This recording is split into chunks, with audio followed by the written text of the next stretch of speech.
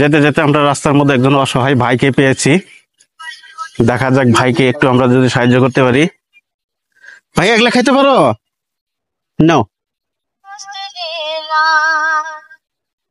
কি হয়েছে? কতদিন ধরে অসুবিধা এরকম? জন্ম থেকে। বাড়িতে আর কেউ নাই? আপনার হাজবেন্ড নাই? কতদিন হলো? 1 বছর আগে। 1 বছর হলো। কিসে টিসে এরকম করান না? মানে আগে করতে না 3 বছর 4 না। এখন কোনো অসুবিধাটা ঠিক আছে নাকি? এখন ওরকম কোনো শরীরে অসুবিধা বা চিকিৎসা করা? অসুবিধে মানে খারাপ হবার না, আমি তো হাঙুন ধরে খারাপ হয়ে যায়। আপনার বাড়ি? বিশনদই, বলগঞ্জ বিশনদই।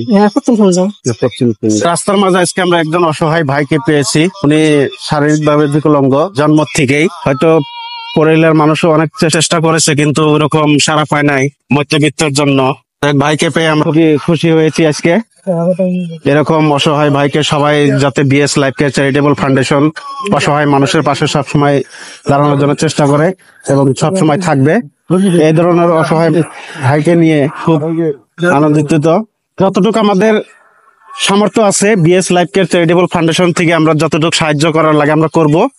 আপনাদেরকেও একটা রিকোয়েস্ট করব যাতে আপনারাও এরকম অসহায় মানুষকে আপনারা একটু সাহায্য করার জন্য চেষ্টা করবেন। ভাইকে আমরা সাহায্য করার জন্য একটু চেষ্টা করতেছি। যাও দাও ভাইয়াকে অল্প গাদ দিয়ে দাও, হাতে দিয়ে দাও।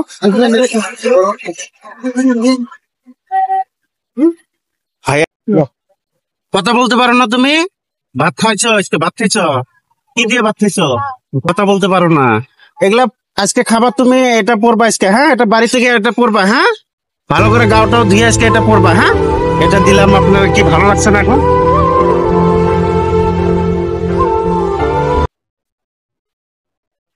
দোয়া করেন।